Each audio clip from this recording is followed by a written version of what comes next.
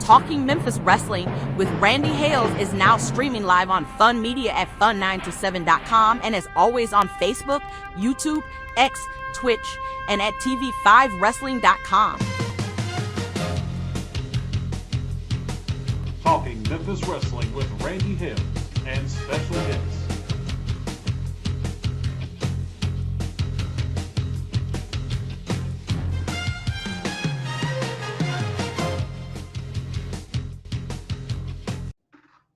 Never fear.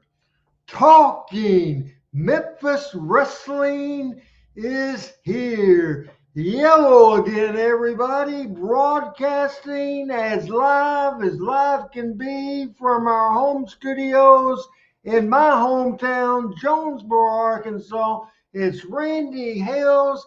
It's a huge Talking Memphis Wrestling as we are getting back to our roots today, and I'm so excited today. Our lead subject is the Mount Rushmore of wrestling announcers. I'm so excited about that. I am fired up as I can be fired up. Also, we have a great special guest for the second time in Talking Memphis Wrestling. I'll bring him in a little bit. The great wrestling historian, Tony Richards, who does Pro Wrestling Time Tunnel, and you got to check it out. Certainly, folks, this will be a can't miss Talking Memphis Wrestling. If I can, I want to break routine and I want to do a couple of announcements related to me from a personal standpoint, from a family standpoint. I want to ask for prayers for my great nephew, Cal Richardson. Cal, a 21-year-old great young man, and he is on a mission trip. Cal left Saturday. He is in Brazil.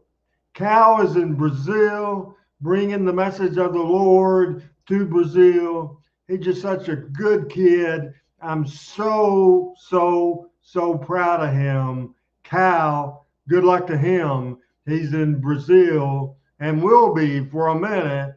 Again, I am so happy about that. Now, I talked about my great nephew. I want to talk about one of my great nephews, and I want to talk about Anthony Avilas. And Anthony had issues, I believe today. I know today it happened. He had his tonsils taken out. Man, a 7-year-old, I think I'm right on that. He had his tonsils out. He is doing good as well. So, folks, asking for a little prayers. I appreciate every single one of you for sure. Now, Adam, let me see the backstage area so I can see who we have in the backstage area. I think I can click for that as well. And we will go to, this is unusual to do, I usually say Birmingham, Alabama. It's first date time from the OG, the original guy, when it was just two of us. He found us, and thank God for me and my survival that I did find him, or he found me, I think is exactly how that happened. I love me some Pat Trammell. His first take from Knoxville, Tennessee, the home of Southeastern Championship Wrestling.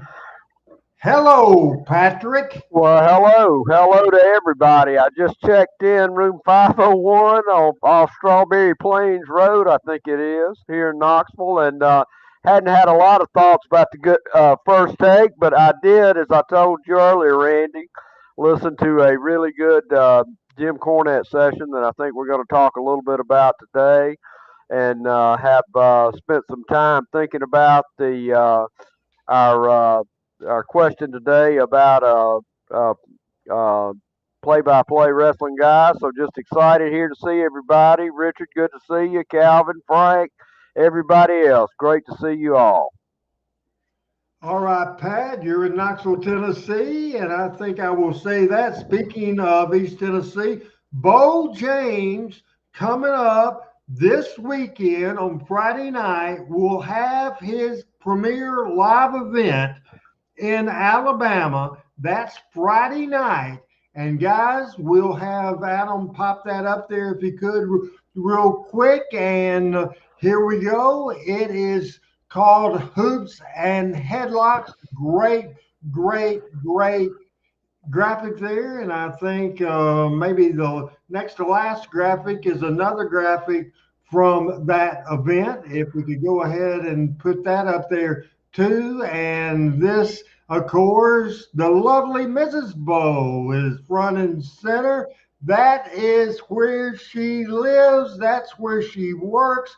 And it's Friday, June the 12th. This coming Friday, Bo ordered a ring from Mike Samples. It was delivered in Alabama today, and he is ready to go. And man, wrestling like it used to be, wrestling, Pat, coming to your home area, Alabama. How excited are you about that? I'm very excited. I'm going to try to get up there. Rogersville, Alabama is a long-time spot show town in North Alabama, and it's been worked from the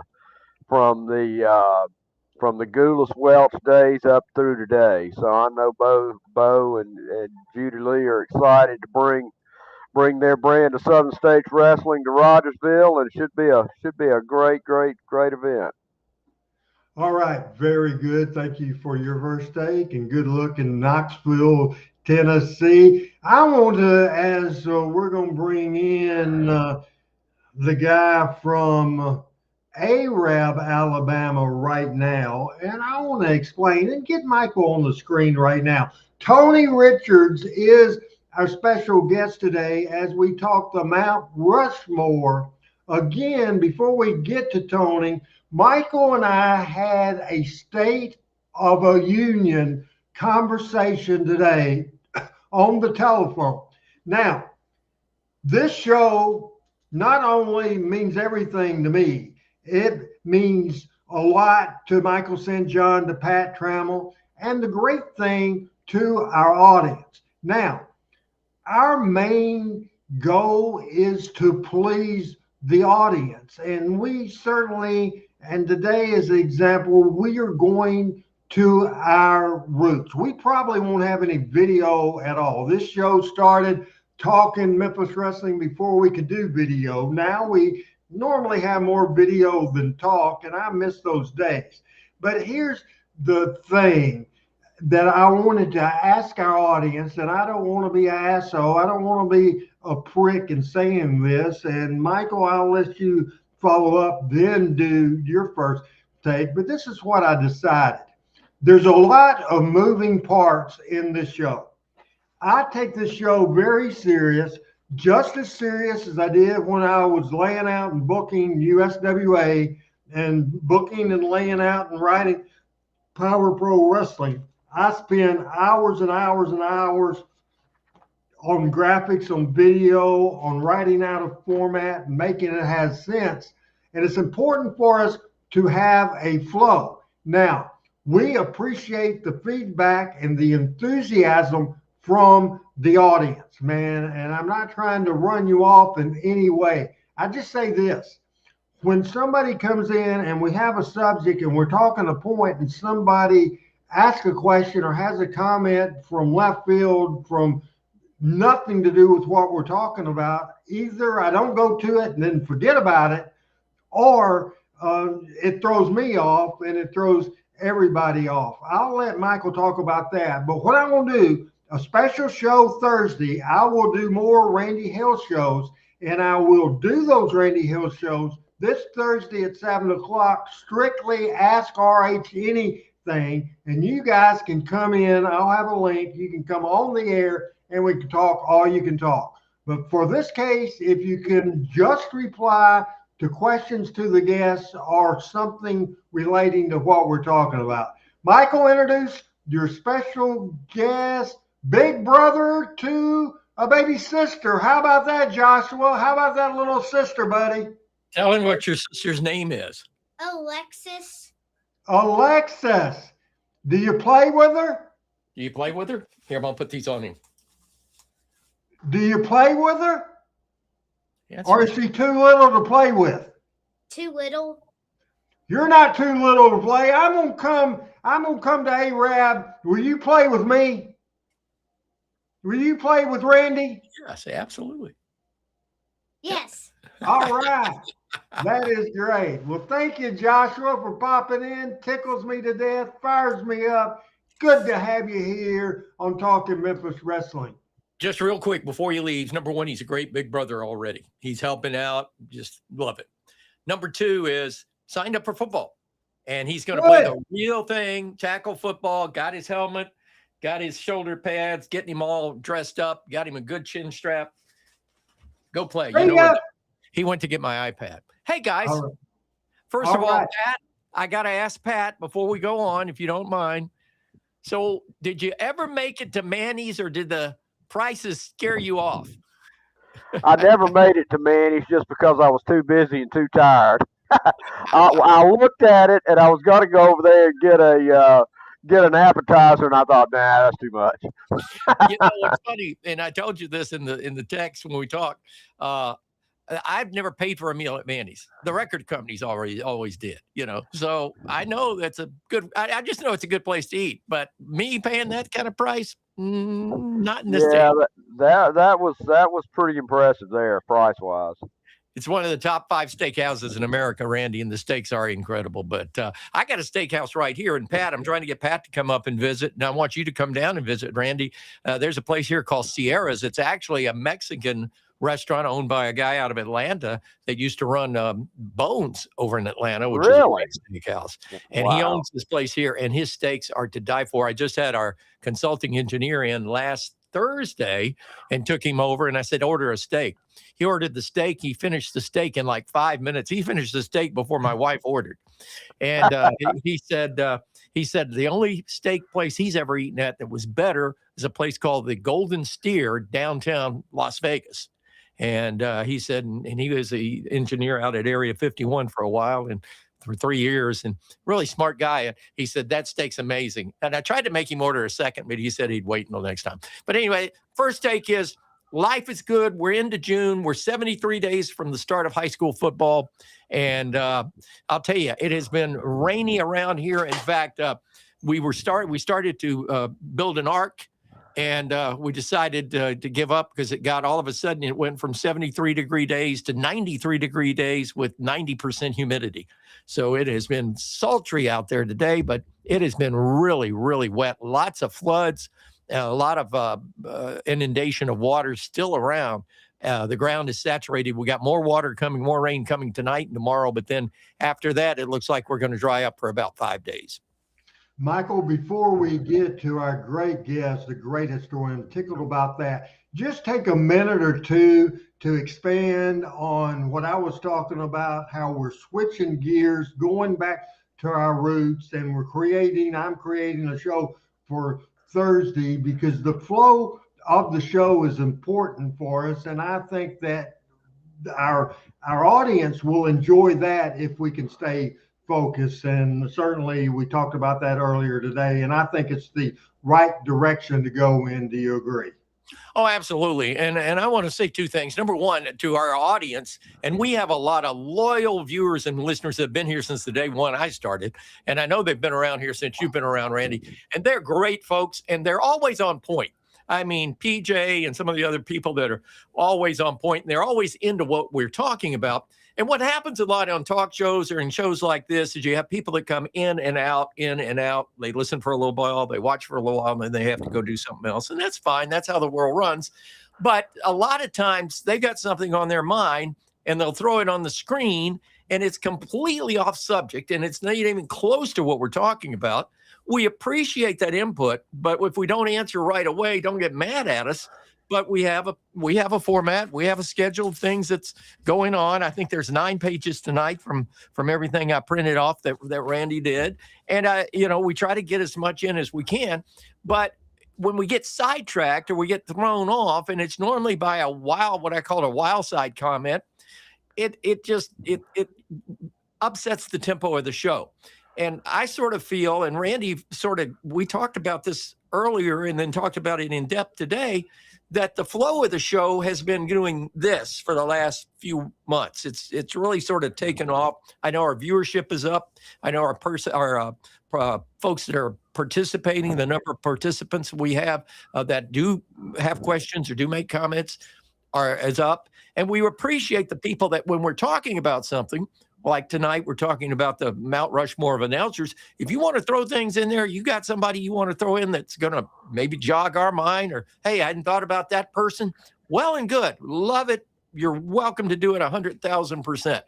It's the questions that come in that say, hey, what do you think about the Samoan wrestler that came to Missouri in 1973 that died in the ring? We're not talking about that. No offense. But, maybe further down the line, if other show, we may address something like that. But that's sort of where we're coming from. And Randy, and I'm going to throw kudos, and Pat, I know you and I have had this conversation. Randy books this show like he books a wrestling show. That's absolutely right. And nobody is better. And I've said this from the time I came on this program. If Tony Khan had one great idea of wrestling sense about booking, it would be to hire the man that's on the screen with us right now to book for him, because his booking is based on the history of wrestling, is based on what he knows gets people involved emotionally and gets ears and eyes to the television set. And right now, Tony is, bouncing left and right. And I'll tell you, the guy that could level the playing field and shoot him down the freeway to success is Randy Hales. And I'm not saying that because I'm on the Randy Hales show. I'm saying that because I've known Randy Hales since 1980, whatever it was. And there is nobody better. There's nobody better walking the face of the earth right now on booking wrestling or even booking this show than Randy Hales. So guys and ladies, thank you. We love you, but let's stay on the flow. Let's keep the train moving down the track. We don't want any train wrecks. 17 minutes. We are in Knoxville, Tennessee with Pat Trammell. We are in Arab, Alabama with the great Memphis Wrestling Hall of Famer Michael St. John.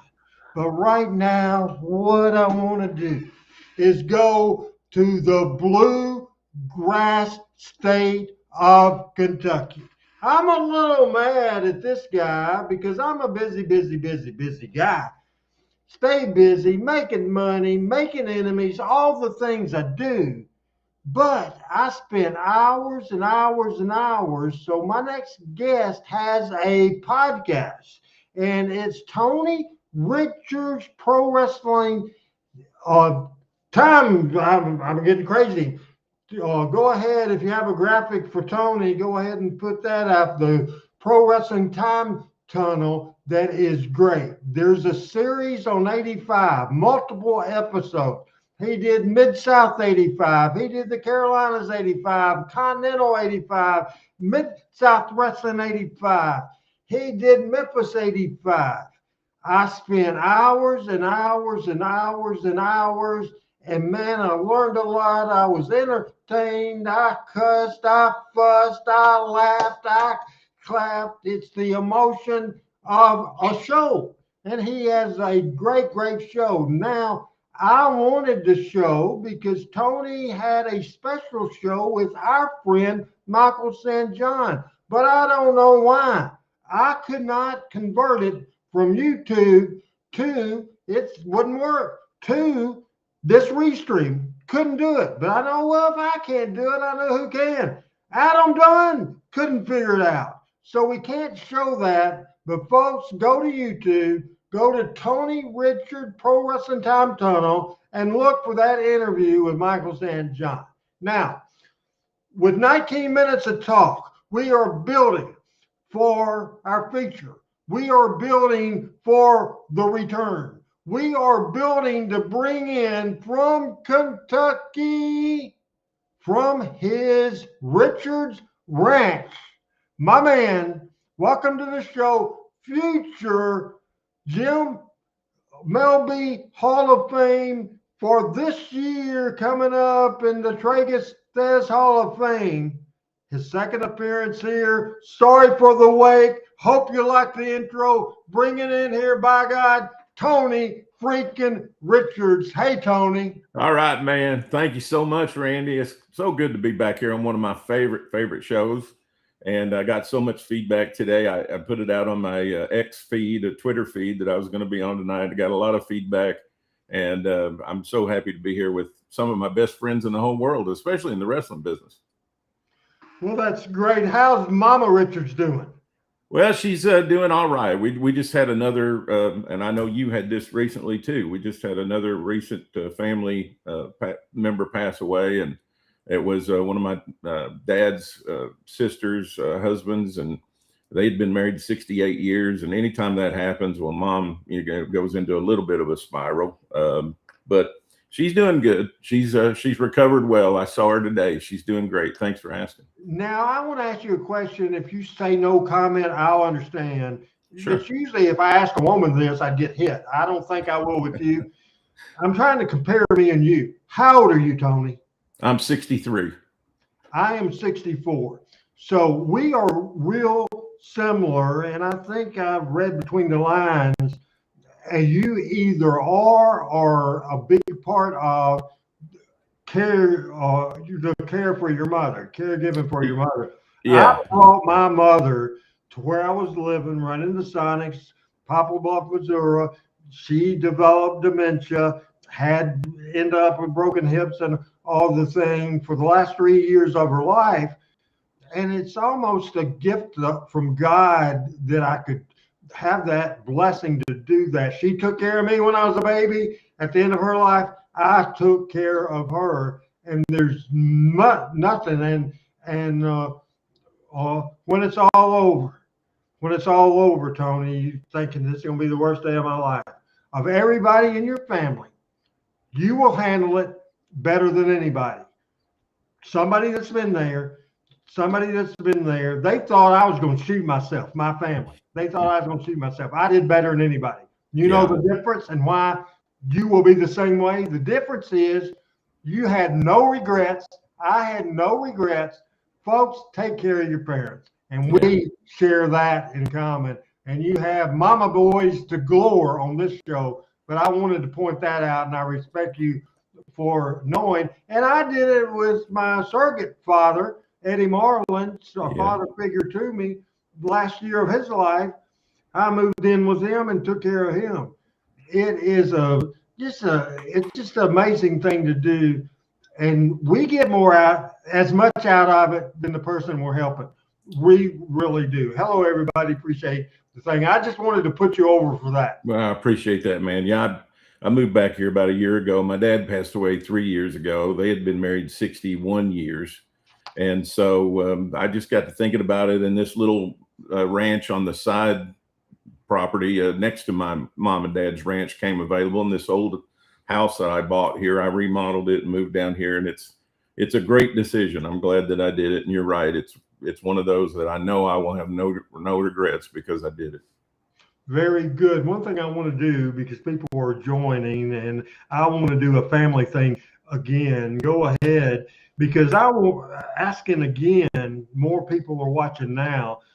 Once again, I want to ask for prayers for my great nephew, Cal. He's on a mission trip to Brazil. Cal Richardson, he's 21 years old. He was born on my 44th birthday, and me and him are tight. Cal, working for the Lord in Brazil on a mission trip, and certainly everybody pray for Cal in Brazil, and I'm so proud of him. Also, my great-great-nephew in Cabot, Arkansas, his name is Anthony Avilas. Don't have a picture of him, but certainly Anthony had some work done today, and his tonsils taken out. So prayers to both of those guys. Now, before we get into the great subject that we'll debate and we'll have a good time, and if it takes today's episode, or next Tuesday's episode, we're going to take plenty of time and not rush. And I appreciate all the comments from everybody and all the prayers. Now, I want to throw it back to Michael St. John. Absolutely throw it to Michael St. John, because I happened to be on Facebook the other day, and I happened to see a graphic, and I saw a article in that graphic, and it's next to last column, first picture, 5753 is the graphic for this. And here's Michael St. John, because Jim Cornette explains pro wrestling. This is one of the best pieces of business I've ever seen in my life. And Cornette is so brilliant. You put over me, Cornette is great. Absolutely. And here's Michael St. John. Well, I can't speak for Jim Cornette, but I can tell you one thing. You get Tony Richards and Jim Cornette and Bo in a room, and you've got all the wrestling history you could ever have in your life. They are amazing at what they do. And Jimmy is just, I love to listen to him. I get to listen to his podcast when I go to my Tennessee station. And I was telling Tony this the other night. It's 3 hours there and it's 3 hours back, so I can listen to the drive-through going up and the experience coming back, or vice versa. And it really works out. But Jimmy is a fabulous guy, and he explained professional wrestling in as simple terms as you could ever want. And I've heard him actually do this a couple of times, so this is unique. You drive down the side of the road and you see two guys in a hell of a fight. You want to pull over and see what's going to happen, right? Well, there's a big guy and a little guy, and the big guy is waiting on the little guy, and you're like, boy, this little guy is going to get the crap beat out of him. So you decide that you don't want to get involved and mess with the big guy, and then the little guy comes up and starts firing back, and now the big guy's getting the you-know-what beat out of him. Well, you're yelling, hit him again, hit him again. Now, imagine that you know the little guy, like him, and he's your hero.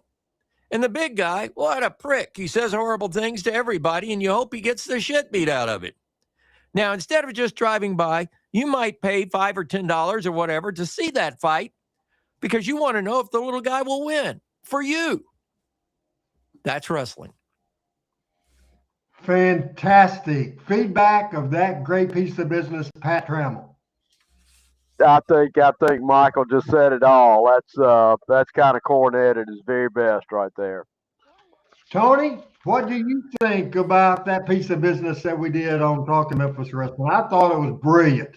Well, absolutely. I mean, most things like wrestling or any kind of entertainment are best when they're as simple as possible. And that's the way to explain things as simple as possible about what causes people to want to see something. And in wrestling or boxing or any kind of combat sport, it's a size difference, a background difference, or any kind of thing like that. Any kind of difference makes people want to see the conflict, and I think that's something you have to have. As PJ says, Cornette said it best. All right, we are almost 30 minutes into the show, and we'll start our subject of the day. The subject of the day is great wrestling announcers, and our subject of the day is the Mount Rushmore. The first person, and I just need a name, guys, because we'll have plenty of time to talk. We'll start with Pat first. Who's the first person up in the Mount Rushmore of Wrestling Hall of Fame announcers, Pat? Well, it's easy on this show, Lance. Lance Russell. All right. Michael St. John. I would absolutely agree with Pat. So I got to come up with another name. And I'm going to say Gordon Soley, only because Gordon had such an impact nationally in an era of time when wrestling wasn't quite national at that point. And being that he worked Florida, then he worked Atlanta, he did Dothan, he did Southeastern. I mean, to me, Gordon Soley, his style was different. His persona was different, but Gordon Soley, I think, was the face. If you ask outside of Memphis, the Memphis and Nashville territories, if you ask of the announcer person that people most recognize in professional wrestling today, in this day and time, it would be Gordon Soley. Tony, the very first person on your Mount Rushmore, you're similar to us. You watch Nick Gulas wrestling, but you watch other wrestling. You watch the Papos ICW, and I don't think their announcer will make the list of the Mount Rushmore. But who's the first person that you have on your Mount Rushmore Hall of Fame? Well, just to qualify, just so I don't get tomatoes and things thrown at me here on the show, I usually try to think about, okay, what are most historians or most fans going to say? And most fans are going to say Lance, or they're going to say Gordon, or they're going to say Bob Caudle. And I typically think to myself, okay, who can I put out there that I genuinely think was great, that I don't think a lot of people saw, so they're probably not going to make their list. So I'm always going to be a Sterling Brewer guy, who was the Birmingham announcer for Gulas Welch. And I said this the other day on the show when Michael was on with me, is that for play-by-play, strictly play-by-play announcing for a wrestling match, I really think Sterling Brewer is the best I've ever heard. Just as far as calling the match itself, not necessarily putting angles over, not necessarily doing interviews, not necessarily doing any of those things that are also skills for a wrestling announcer, but just calling a match. I thought he was fantastic. You know, that Tony, Randy, don't want to interrupt, but you know, I grew up on Sterling Brewer Saturday night, and Tony, that is great insight, and I wish we had some tape of it, because you're absolutely right. He was a master of calling in the ring. Do you want to say anything about him, Michael? I agree, and you know, we talked about this the other night, Tony, is the great thing about Sterling Brewer is he was understated, and never once did you see him try to upsurge or get over on a wrestler. The wrestlers were the show, and all he was the conduit, explaining to people what they were seeing, and I would give a great argument to that, and in favor of Sterling. And I'll bring up another one, and he made my top 4 on the Mount Rushmore list, is a person that I don't think a lot of people around here are aware of, or that listen to the show or watch the show maybe and not be aware of, because of when he was a wrestling announcer and what he did, was Bill Mercer in Dallas. And Bill Mercer, 5750 is Bill Mercer. 5750 is Bill Mercer. I've got a list of 7, Michael, and he's on it. Well, and Bill Mercer was the first play-by-play man for the Dallas Cowboys, okay? And he did professional wrestling before that and during that and after that. And Bill Mercer was a sportscaster doing professional wrestling. And any of us, like myself and you guys, we consider wrestling a sport. I don't care what, it's still a sport. It's physical activity. People are in competition. It is a sport. And Bill Mercer did it phenomenally well. Bill Mercer also, as Adam pointed out in our private chat, and I did hear about this, I was 2 years old, but Bill Mercer actually, and you know all the announcers, Michael, what other announcer besides Bill Mercer would have been put in a situation to cover John F. Kennedy's assassination? Because obviously, he also informed Lee Harvey he was being charged. This is the real deal, Michael. Absolutely. He was working for CBS Radio. They had an O&O and owned and operated in Dallas, KRLD, 50,000 watts on 1080. Help me out, Tony. 1070, 1080, KRLD, 1070 and KRLD. And he was a reporter and an anchor. And very young in 1963, when Kennedy was assassinated, he was the first network reporter to report it. And of course, one of their booth announcers at CBS in Dallas at KRLD was the national voice that you heard break into CBS networks and make the announcement that President Kennedy had been shot. Tony, any comments?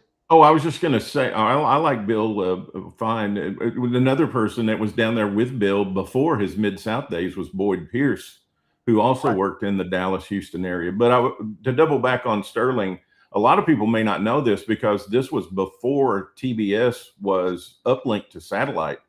But when Ann Gunkel took all the wrestlers and walked out of the NWA office in Atlanta and started her own company, Ed Capperell, who was the longtime announcer for Atlanta Wrestling, left as well.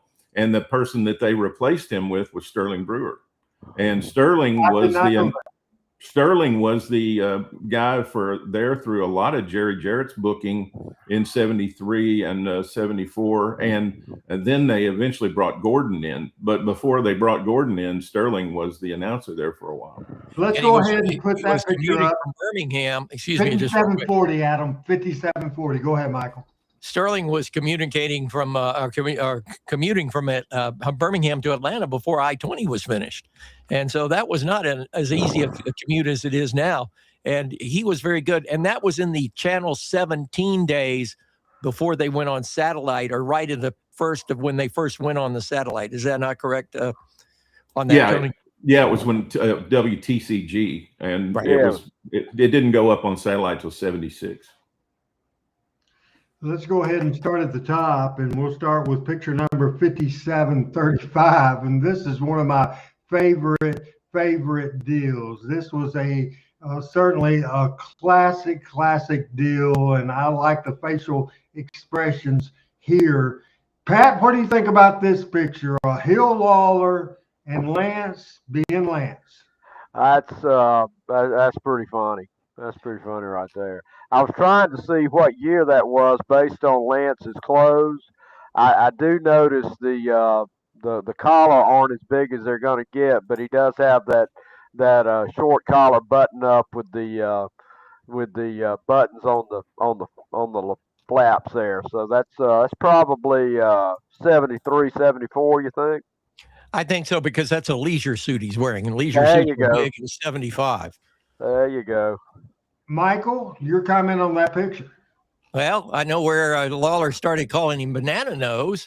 I mean, that is, Lance had a very profound nostril cavity, and that's how Lawler began to hit on him with that banana nose thing. But look at the haircut too. I mean, that was I've got over 8,000 pictures. I just had digitized a high school project that was done at ARAP High School, digitized all my parents' photos.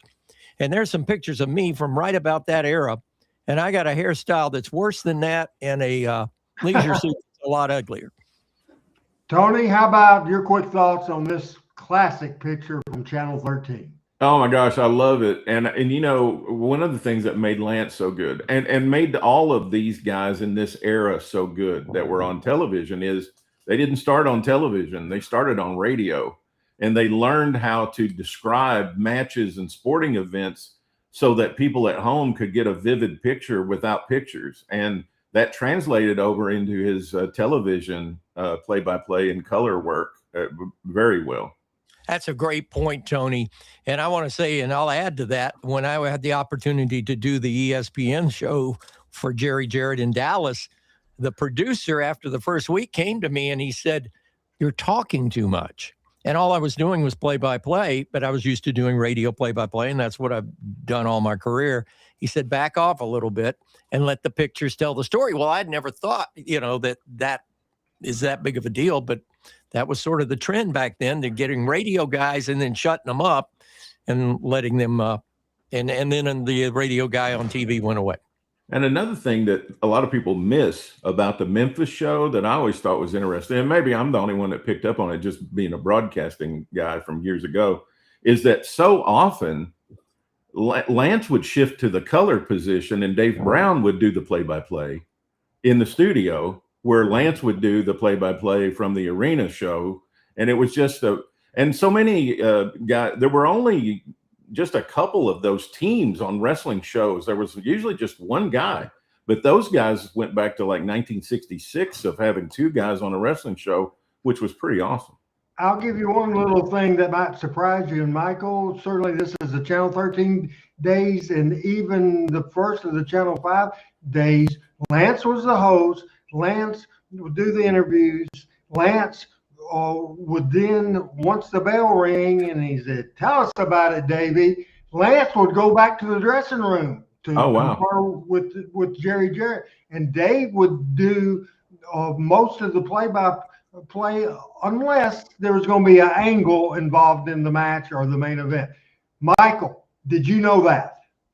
Absolutely. I was part of that. I mean, when I was doing the show at times, when I was filling in with Dave after his daughter passed away, and I did all those weeks with Lance.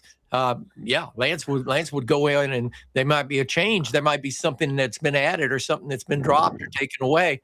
And Lance would leave the set. And of course, the camera would be on the ring, and go back and get some information, then come back. And then during a break, he would tell me, "Hey, this is going to be changed, and watch out. We got to watch for this," or whatever. Lance was brilliant. So he was sort of a co-producer while he was still being the announcer.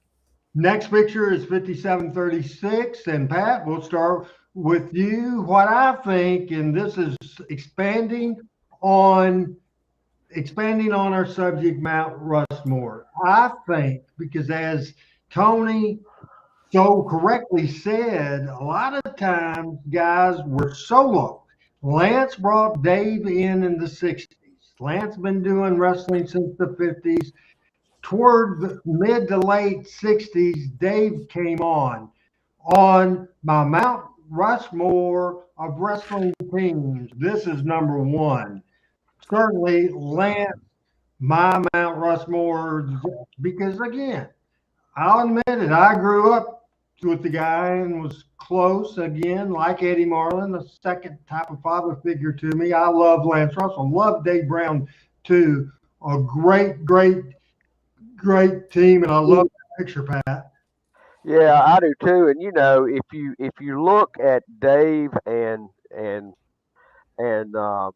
Lance, they were serious announcers. And if you look at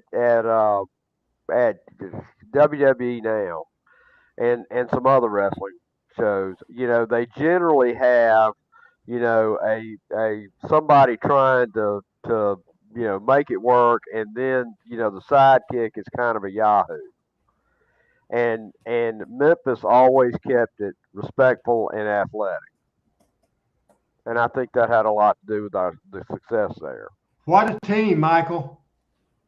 Indeed. And I love the fact that Tony brought it out. There wasn't a lot of two-person teams in the wrestling profession, and this was without a doubt the if not the first, certainly the best. And outstanding. I love those RE20 microphones that they've got all wrapped up with colored electrical tape to keep them together. Red, you can use them as drumsticks too. Yeah, red and yellow. Tony, this picture. Yeah, easy way for the producer or the sound, whoever's mixing the sound, to tell whose mic is which too. Knowing that that's the Lance's mic and that's Dave's mic. But I love everything about this picture. It gives me such great feelings. No doubt about it. Now, I want to lose that picture. And Michael, a year is all I need from you. And I think it would be 89, because when Lance Russell, obviously you did voiceovers, you did special videos, you did the next stuff, all that.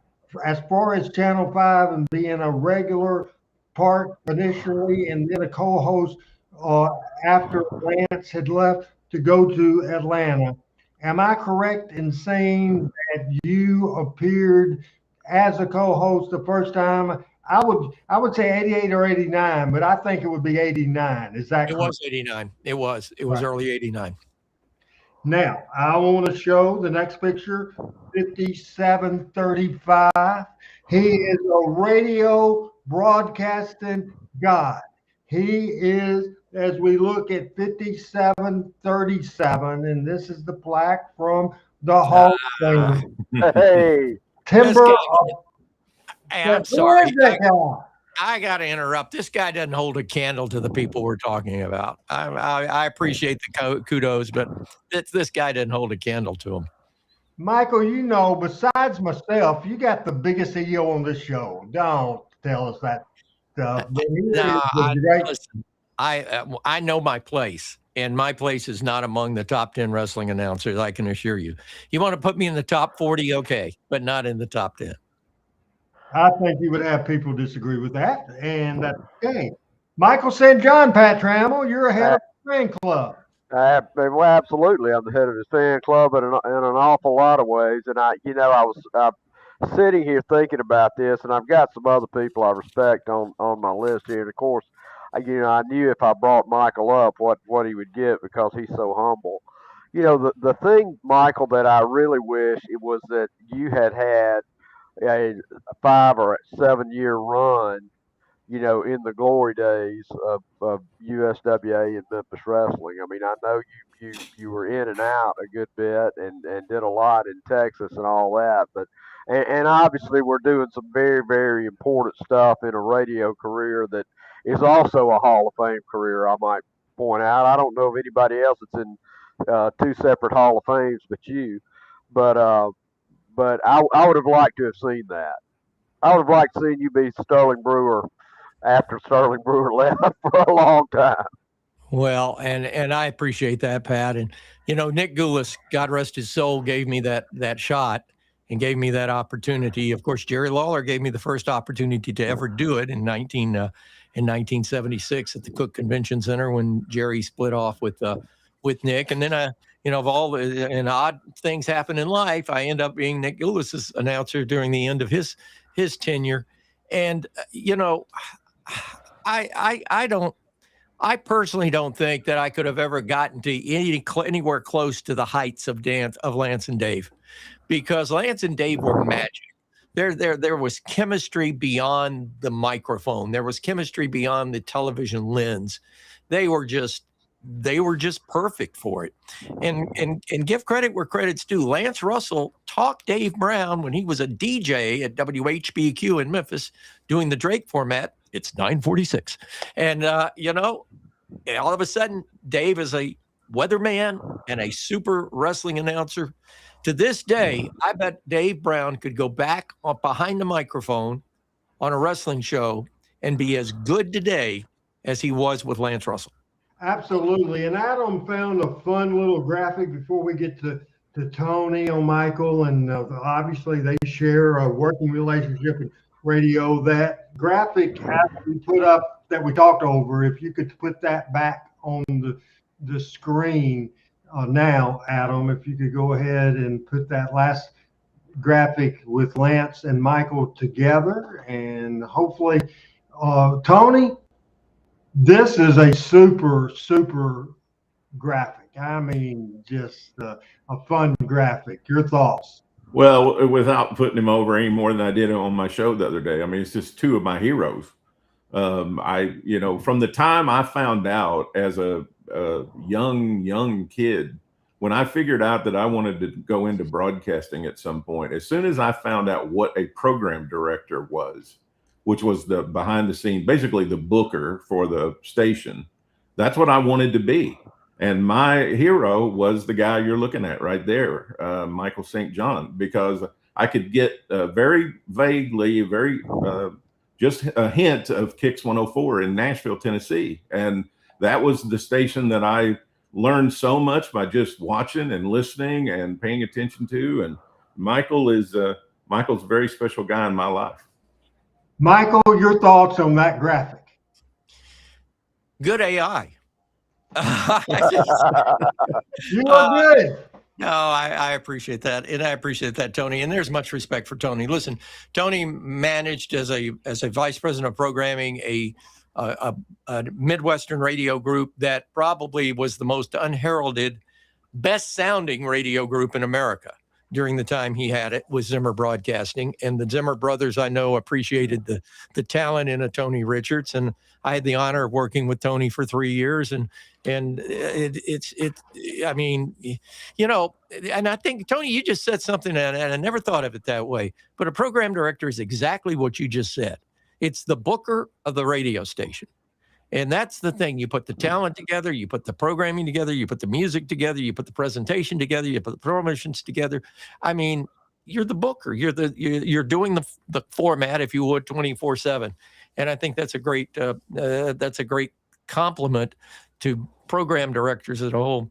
I was honored to have Kicks 104.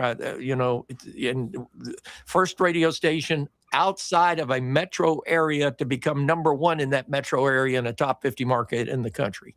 And then when it was sold and Ronnie Bledsoe sold it, I went across the street to Y107 and did the same thing with a Lebanon radio station outside the market, coming into the Nashville market, and we became #1. And I don't necessarily, I'm not taking credit, because the credit is the people that you hired that do the work, that do the handy. All I was the guy shuffling the cards. I was, like you were saying, I was doing the booking sheet. And it's the talent, and I was blessed with great talent and with great understanding of the market with my talent to do it. And the funny thing, the most money I ever had in a budget to spend on promotion and or talent never exceeded $200,000 a year. And just as McLeod. Just as a callback to the way we opened the show about Corny's comment about what makes great pro wrestling, there's so many people who think, oh, you just put songs on the radio, anybody can do that. It's a lot like booking wrestling. Not anybody can do it. You know what I mean? And so it's a very specialized, interesting art form. I want to kind of, go to left field. Can you imagine Memphis television? We're talking strictly Memphis TV. TV boomed under Lance Russell. He had various co-hosts at the beginning. They would leave, and I can't tell you one of their names. He found Dave Brown, and he found Dave Brown. The famous thing he told to Dave when he asked him to do the show, you'll find out two things. You will find out if you like TV, and most important, you'll find out if TV likes you. So from the mid-'60s to late '60s, it was Lance and Dave. And then all of a sudden, when the big split, when Gulas, Welch, when Jerry got his own deal, Dave was committed the first few weeks. Lance was committed. And now we're reversing gears. I don't have pictures. I don't have videos. Maybe Adam can find the picture somewhere. I would doubt it, but he's brilliant, so he might. The Mount Rushmore of bad wrestling announcers, especially in the Memphis market, 1977 for just a few weeks, Clay Conrad and Bob Young. Both good broadcasters, However, they weren't wrestling announcers, and they were following Dave Brown and following a legend, and that did not last, and it wasn't meant to last because Jerry Jarrett knew where he was going. So certainly, Pat, Conrad, and Young, I'm sure, because you didn't get Memphis TV, as there they are. I love Adam Dunn. I would marry him if he was a woman, because he always comes through. At the top of the guy with the microphone standing up is Clay Conrad, and that's Bob Young with the dark hair and the suit. And they, again, great professionals, shitty as wrestling announcers. Clay Conrad, Bob Young, your thoughts, Mr. Trammell? I never saw him, but I have to admire the hair. Same hairdresser on Poplar Street. Yeah. Okay. Poplar Avenue. Okay. Any thoughts? No, I never saw him. I don't know that I've ever seen anything on him, Randy. I wish we had a clip. Michael, and Adam's trying to find one, but they might be one or two, but it's a process to do that. For sure. Michael, explain to everybody, because you were kind of, but you knew about wrestling. When Lance went away and they tried Ronnie Gossett, and that was a smart deal because as far as a straight announcer, eventually you came, but you were an established guy with experience. How hard would it have been for Clay Conrad and Bob Young, both broadcasters, the Zero Wrestling until Channel 5 debuted that first show in March of 1977? How bad of a position were they put in? And do you know anything about either one of these guys that you could smarten us up? Well, I think, and if my recollection is correct, the TV station wanted those guys to do it because they were employees of the TV station. And I think Clay wasn't he on one of the newscasts? And I think Bob was on radio. He was at WMC or WMC or at FM 100, and they wanted their guys on Channel 5 initially. And then, of course, Jerry stepped in and hired Lance, and they got Dave. And then, of course, Dave was the number one weather guy in the market at the time anyway. So they got 2 for 1, if you would.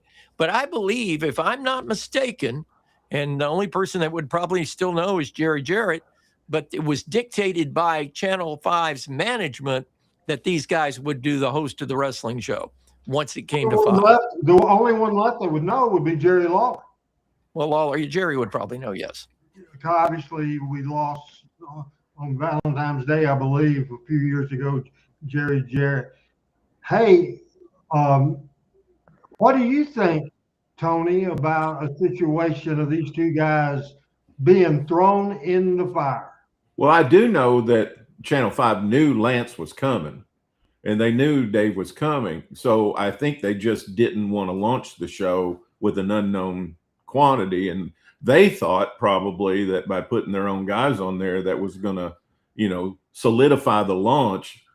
But they just didn't know about wrestling. Adam has another picture for us. And Adam, when you get that video, Adam found a video. I told you I'd marry him. He's a gutless wonder. And when we get in that ring, he knows lose that belt because I got your number, Johnson. I want you to realize that. You're low down. You're a backfighter. You're a coward. You're low, man. That's all you are. You're just low bred. And I'm going to stomp you. I'm going to make an example out of you, Johnson. All right, here.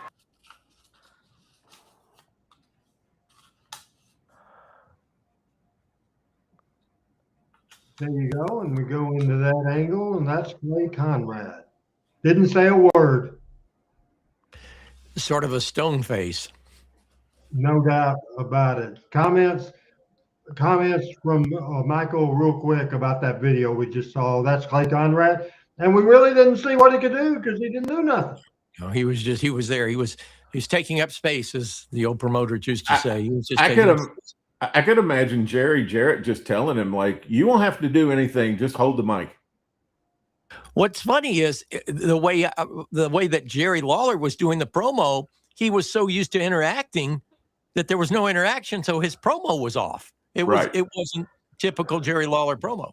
Yeah, I know that too. James says, and put it up there again, as we also have people talking about James says, I grew up in Hopkinsville, Kentucky. Michael Station, what he listened to, and I'm sure Mr. Davis certainly loved that. And King of Kings Sport, spending a lot of time in Alabama. Fun 92.7, 104.9 is the best station ever. I listen every day, even when I'm in Tennessee. So great compliments there, Michael, for you.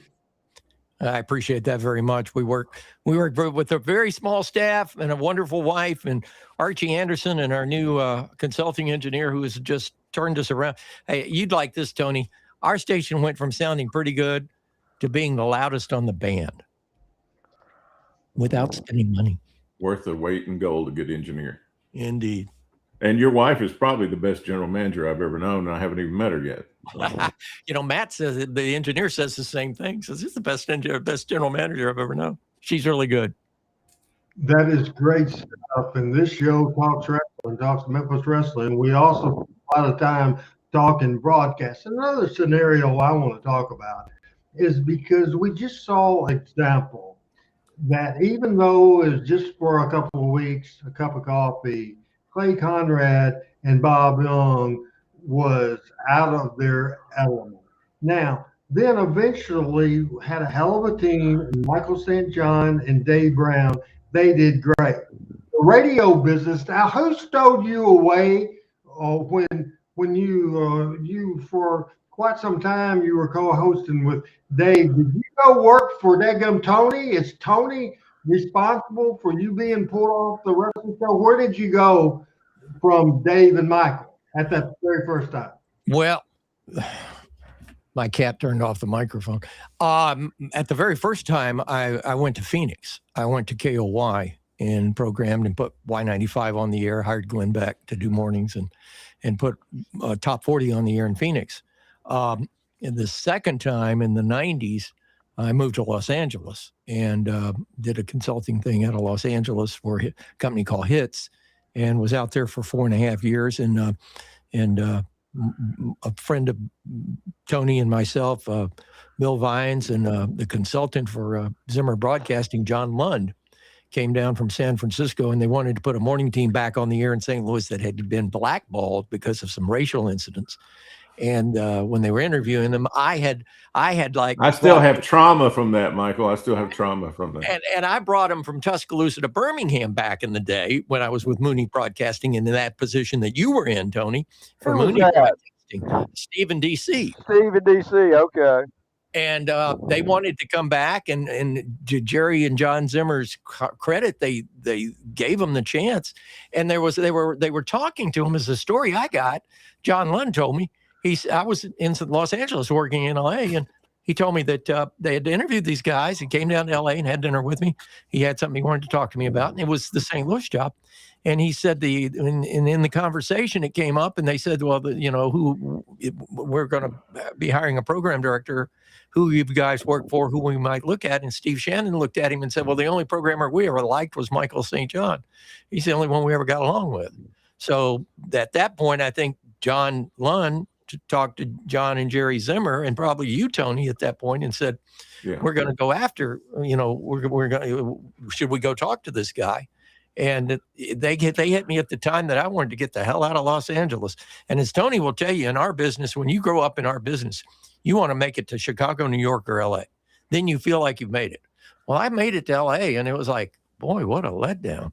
Because you get to LA and you have movie stars, and you have sports stars, and you have TV stars, and you have agents that make tons of money, and you have all these beautiful people. And you have a radio person down here on the bottom.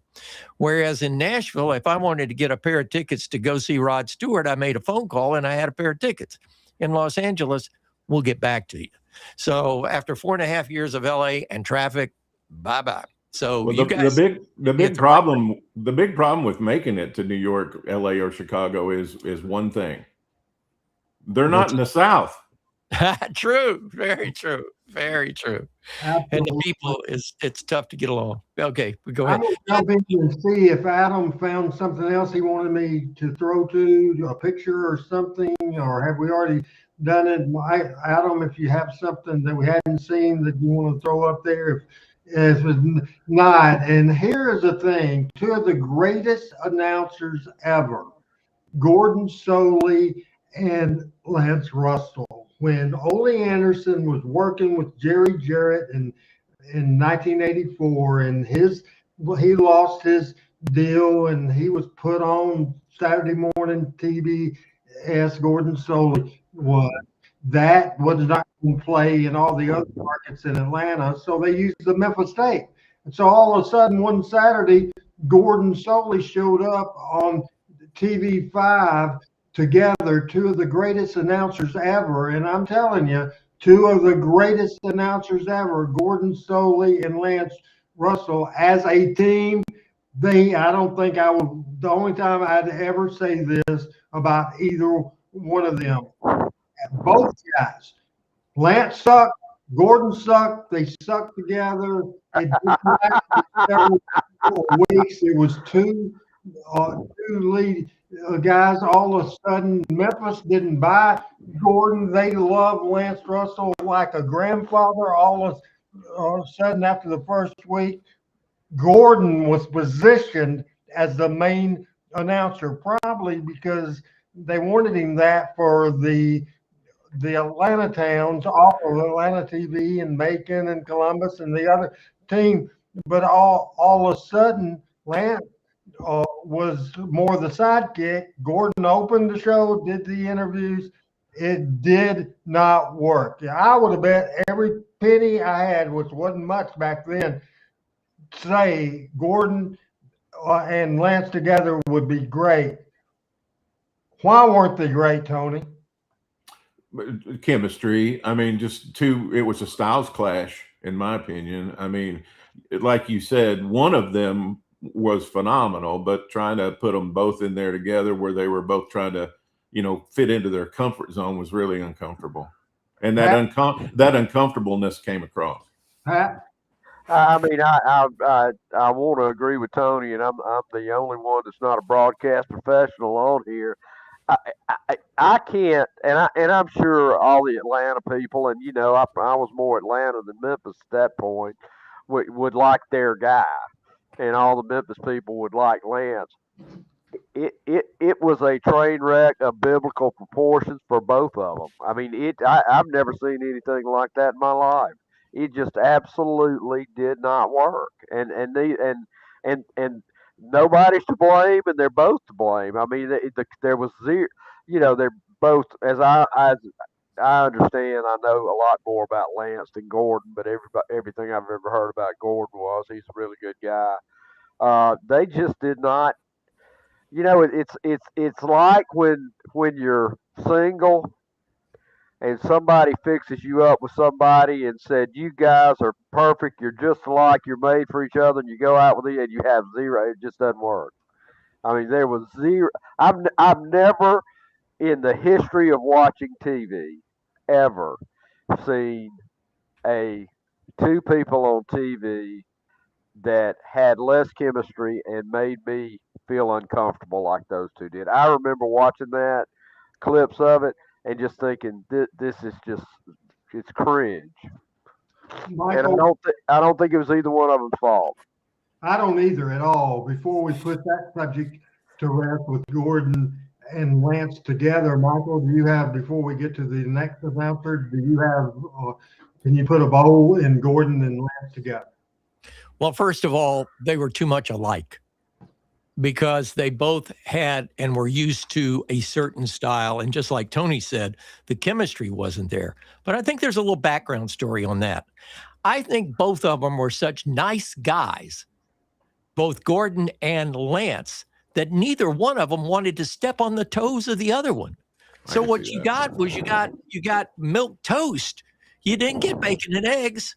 That to me is a perfect combination of two things that are great, bacon and eggs.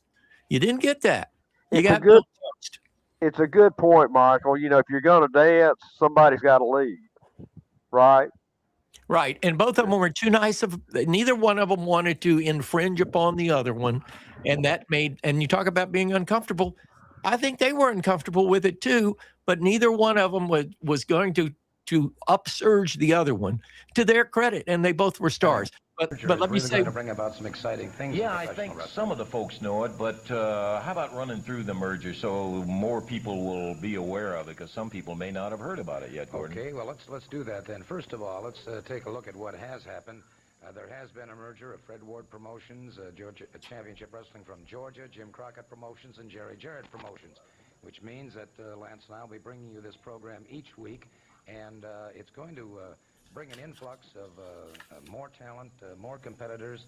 I think it's going to just be a great thing for wrestling, and particularly for the wrestling fans. By golly, just looking at today's program, I think Gordon is a good example of it, because we have some dynamite action coming up here today. We're going to be opening up with Ronnie Garvin, the national heavyweight champion. Will be in here in an opening bout, and it'll be our pleasure to see Ronnie in action right there. Right. Jerry the King Lawler, the National Tag Team Champions, the Hollywood Blondes, going to be a lot of great action, and I think you, the fans at home and at the arenas, are really going to get some added value out of this because of all the new talent. I think it is an absolutely magnificent thing because so often, you hear people from a territory say, well, our people are better. This guy's the greatest champion.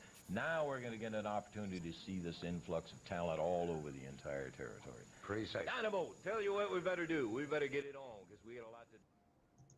Again, Lance is the home team right now. Right. Now, turn around and show the Atlanta thing. I don't know if we have the tape, but the Atlanta thing, Gordon's the home team. And I'm just watching that and hearing Gordon stumble. How many times did you hear Georgia Championship Wrestling or on Channel 17 that Gordon said the word A 22 times in 40 seconds? You did. Yeah, they're just trying too hard. I too was thinking about what you said, Michael, and I can imagine both of them sitting there going, this doesn't feel right, and I don't think this is a good idea, but I'm just going to show them I can make it work. And I think they're both forcing it too much. That's a good point, too. One thing, Lance was pissed because Dave Brown was his broadcasting kid. He brought him in. All of a sudden, with Gordon coming in, Lance didn't have Dave as a co-host. Dave was demoted to ring announcer, and he would do the out-of-town segments, and so Lance wasn't happy with that. Now, I want to go with the next thing. So you had Lance and Dave, and then you switched stations, and you had Clay Conrad and Bob Young, and that was a failure, but it wasn't meant to be a long-term guy. Then Lance Russell left. Finally, we got Michael St. John, who was an experienced wrestling broadcaster, and he clicked with the people. He went away. The next guy that came in, the first maybe year, I made fun of him. I wasn't with the I was mad at Jerry Jarrett. Imagine that, Pat, being mad at Jerry Jarrett. I still am today. Where's my money? Anyway, imagine me when I saw on television a guy, Corey Macklin, and I thought, this guy is the worst announcer I've ever seen in my life. But he was just starting. He did a little bit of radio before, and he was not a broadcaster, and he didn't click. He ended up 57-38 after coming in May of 91. By the end of Power Pro Wrestling in 2001, Corey was more over with the fans in attendance because he was a Memphis guy. And even though Dave was a Trenton guy and they loved and respected, that was like your grandfather. Corey was their buddy. Corey Macklin went from I think one year the Wrestling Observer voted him as the worst wrestling announcer ever to do wrestling announcers. By the way, people are getting a little impatient. We have more of a list and we're getting to it. We're doing the Tennessee territory right now and we'll get more national. Somebody mentioned Jesse Ventura. We're going to do color guys on a later date. This is host and play-by-play guy. Corey Macklin at the end was so good in Power Pro. I had baby faces in Power Pro, not as over as Corey Macklin. I think in the history of Power Pro, Lawler #1, Corey 2, Brandon Baxter 3, Dundee tied at 3. Corey Macklin was over, but by God, when it first happened in 1991, I'm thinking this guy didn't last. This guy lasted to 2001. And Pat, we show a lot of Power Pro stuff on this thing. Corey, from being the worst announcer we've ever seen for Power Pro, he was a star and he did a great job. And he and Dave had ungodly chemistry and really liked each other, and it showed on television. Corey Macklin talks. Yeah, absolutely. I mean, I was kind of late to Power Pro, but he and Dave really did have a chemistry that was unique. And I don't know what Corey's original background was, Randy, or how you how you got to bring him in, but It was Lawler. It was Lawler that found him, and he was selling advertising for a newspaper, African American newspaper, and he was a big wrestling fan. And just to give you an idea of their chemistry, this is the first Power Pro show, and I play this to death because I absolutely love it. I absolutely love it. And we'll go back to Power Pro. And Dave and Corey was established from the end of the USWA. And then obviously Dave and Corey both left, and Michael joined the show and did a great job. The only bright spot of the end of USWA with the political mess going on, Michael St. John was the star. But we'll go back, and Adam working hard finding this video we'll play now. This is Dave and Corey together.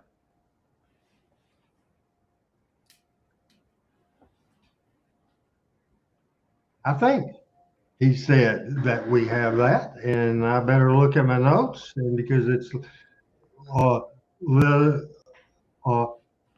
and while you're looking for that, Randy, was part of the thing of Corey coming on, wasn't he supposed to sell advertising for the show also? I think so. I think that was part of it too. In fact, I was told that. After Power Pro went off the air, we don't have Dave and Corey together, but after Power Pro went off the air, eventually Corey Channel 30 and also did some stuff, best of stuff, and we'll watch this now. All right. Hello again, everybody. I'm Corey Macklin. At ringside today, another big day of championship wrestling, and I have some bad news and I have some good news on today. The bad news is Michael St. John's is out. He's ill. He's had a serious surgery. Hope he'll do well. And Dave Brown's out today. His daughter is getting married. But the good news is I'm here, and I have a special co-host with me today. We were trying to get in touch with him and see if we could get him out here, and we got him in the last minute. Hopefully he's here today. Here he is now. Here's my co-host with us today, the king himself, Jerry Law. All right, and Adam is telling me in this situation, this is Corey's first show. They say Michael was sick and Dave's daughter was getting married. Any memories of this? And great work by Adam. This was Corey's first show. That was my kidney surgery. That was my second kidney surgery, and I'd been doing the Dallas show and had a kidney stone attack, and had a kidney stone taken out of me about the size of the tip of my baby finger, the little finger. So it was not a pleasurable time in my life. I've had 3 of those surgeries, but that was exactly what happened then. And let me say this about Corey. I loved his enthusiasm. I mean, you can say what you want to about his commentary or whatever. He always had great enthusiasm, and he always, you could tell, was striving to do the very best that he's being asked to do. And did a great job. Tony, I don't know if you had the opportunity to watch toward the end of from 91 on to USWA or any of the Power Pro stuff, but your thoughts on Corey Macklin? Yeah, I didn't like Corey very much at the beginning, but by the time he was working for you, I mean, he had really polished up. You know, one of the things that I used to do in working with air talent is when they first come to work, or maybe they were kind of rookies in the business, I'd take their first couple of tapes and just shove them in my desk drawer. And then I'd wait about a year and then pull them back out a year later and let them hear what they sounded like a year before. And the improvement was always drastic. And over that whole time period we're talking about here, Corey's improvement was really, really drastic. Our friend Richard Hood says, Tony, this is Richard Hood, Jerry Oak's friend from Messenger, and he's enjoying watching you. Our friend Richard Hood, one of the friends of the show, Team Hales. So he says hi to you, Tony. All right. Hey, Richard. Thanks for watching, man. Michael, we're going to go back a blast again. Adam is really working overtime today. This is Michael and Corey together. I believe, as I look at the comment to make sure, this is is no, this is Corey. This is Corey and Dave first show ever together, and we're going to watch this quick clip right now, and then we will continue on with Tennessee area announcers. Let's watch the video.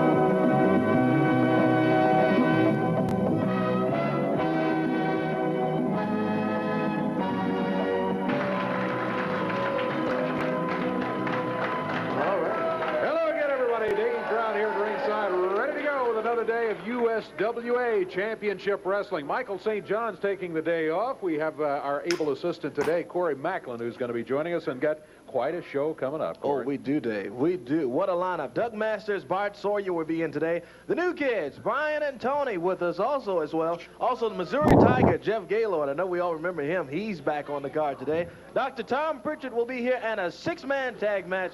What a tag team match. Eric Embry, Billy Joe Travis, Dog of War versus Jeff Jarrett, Robert Fuller, and William the Freezer Thompson. Oh, my goodness. What a main event coming up. What a show we've got here today. Great card. Opening up with Masters and Sawyer. Masters and Sawyer out of the Pacific Northwest. Now, here's Dog of War out here.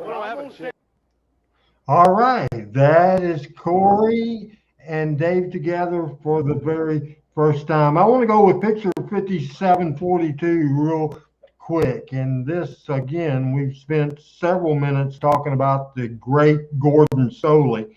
5742 is Gordon Soley, and in championship wrestling from Florida, he was absolutely amazing. And he became a great star in professional wrestling, a great star as we go with that right now. He was born on January 26, 1929. He passed away July 27th of 2000. This is Gordon Soley, and obviously we saw a lot of Georgia championship wrestling, but Michael, what brought him to the dance was Florida, and Eddie Graham hired him as a ring announcer years ago in the 50s, paid him $5 a shot to ring announce. Then he became the host. He became good and became famous. I read a quote. He used to ask a wrestler, and this is dangerous in Florida with all the shooters, to actually put him and Hodes in the dressing room so he could explain how that feels. That, Michael, I don't know if Lance would have done that, you would have done that, anybody else. That's dedication to your craft big time. Don't you agree? Having a hold put on you. Here's Michael St. John. I wonder how many times he got stretched. Yeah. Probably a lot, no doubt about it. Here's another guy, 5739. We talked about him a little, and Michael, go ahead and everybody knows that Jackie Fargo. Go ahead and start our conversation on Harry Thornton. Yep, that's the Pride of Chattanooga morning show on Channel 12. Of course, he had the radio show on WDEF radio. Is that a blood stain on that that backdrop, or is that the picture? But it looks like somebody just got shot against that blood drop. It looks like a blood stain to the left of Harry. I think so too. Harry Thornton embodied Chattanooga. And I think that's one thing, if we want to get across on this show, is something we talked about earlier, Randy, is that each individual announcer of each individual wrestling show became iconic in that market for that particular taste and that particular talent of being the wrestling announcer. Like Grady Reeves here in Huntsville, Harry Thornton in Chattanooga, of course, Sterling Brewer in Birmingham, Lance and Dave in Memphis. You had Gil Green and Smiling Jack Simpson in Nashville. You know, and Tony, I was bringing this up to Randy and talking to Pat. Of all the territories in America, name another territory that had multiple cities that had live studio wrestling on Saturday to promote the upcoming week shows. It wasn't the case in the Crockett's territory. It wasn't the case in Atlanta. You had two shows at one time in Atlanta because you had rival promoters. But every major city in Nick's territory had TV except Louisville. And Randy, I think it was you telling me that at one time Louisville tried an experiment with George Goulas and Lynn Rossi for about 3 weeks. And I look back, and I think it was at Channel 3 at Wave TV. Channel 41. Oh, okay. So it was when the new UHF came on, but it didn't last. But in every other major city in the Goulas Welch territory, you had a live TV show on Saturday to promote the upcoming week's matches. Yeah, there's a horrific clip of that, Michael, and they've got like a sheet. Art card, like an art card? No, it's like a flip chart. Oh, okay. And they've got written on there matches in pencil. And Lynn walks up and says, well, today's matches are going to be this, and that'll be exciting. And then we're going to have this. It was just so bad. I wish I could find that. Tony, so 41, DJB, WDBJ, something like that. I'm not sure. Tony, your thoughts quickly on I was just going to address what Michael was saying. Back in the late 50s and early 60s, after Nick and Roy had such success in Nashville on WSIX with the live studio show, it was one of their promotional tactics by the booking office that they told their local town promoters, if you can get a studio show in your town to promote wrestling and do a show, just go ahead and get one, and we'll get the talent there to do the show. So they ended up with 10 or 12 live television shows throughout the week. Bowling Green had one, Paducah had one, Jackson, Tennessee had one. There were several studio shows throughout the entire week. Some of them were on Tuesdays, some of them were on Thursdays, some of them were on Saturdays. And they just had all these guys. Lester was flying guys around to all these different television shows. And Harry Thornton, his show started in 1960 in Chattanooga. And they did something with Harry that they also did with Grady in Huntsville, was they made him a 33% partner just in Chattanooga. So they made him a promotional partner. So it was in his best interest to get the show over and get the matches over and get the tickets sold in Chattanooga. It was also a great way to get sponsors to sponsor wrestling. And Grady Reeves did that. Like you said, he had Piece of the Huntsville promotion. Jack Welch was the promoter by name here, but he had Snow White Drive-In, home of the broasted chicken. And he put over broasted chicken he had Larry's Pistol and Pawn. And he would bring a gun and show a gun and do a live commercial on the TV show and show a gun. And one of Grady's famous quotes was, "It'll shoot a mile and throw rocks the rest of the way." Oh my gosh! I mean, you remember those things. I wish we would have had that. And I'll mention another guy too that I didn't bring him up during the Welch series on Briscoe and Bradshaw. And I don't know that I've ever mentioned him. I've had him in my research for a while. But Ron Lowry was the host in Jackson, Tennessee. The original host was Lance Russell. Yeah, that's right. In the late 50s. That's right. Before Lance went from Jackson Channel 7 to Channel 13. Harry Lovable, Harry and Adam or Michael and I talked today. He would give the Hills in a different sort of way than Lance would. Lance was more disappointing. Harry would bow up on Tojo. Knowing Tojo, I'm surprised Tojo didn't chop the crap out of him, Michael. Yeah.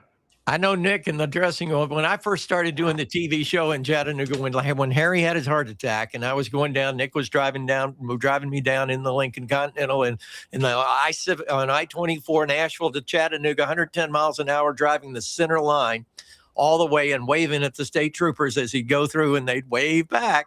It was an amazing, amazing sight. But he told me the first time I ever did the show, he said, just don't go out there and don't pick a fight with the boys. He says, you're there to get the boys over, because Harry would always do that. That's a great point, but it always rubbed Nick the wrong way. 5740, the next picture. And Michael, describe this sucker as we go with the next picture. 5740.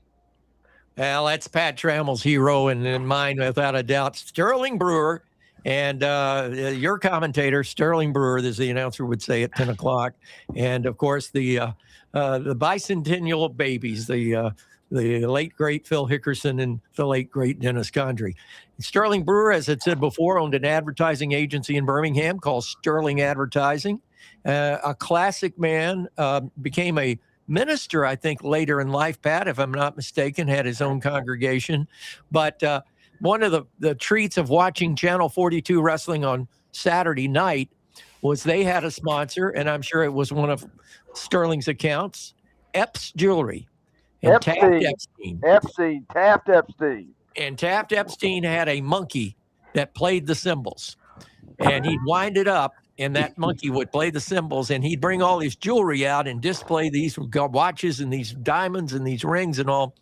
And I think only once did any of the wrestlers ever get into or actually knock down the display. And I think it really hacked off Taft Epstein. But you remember that, Pat, that you'd see Taft Epstein and he'd say, he'd play that monkey and he'd say, "So long, everybody," and he'd wave, and that monkey'd still be playing those cymbals.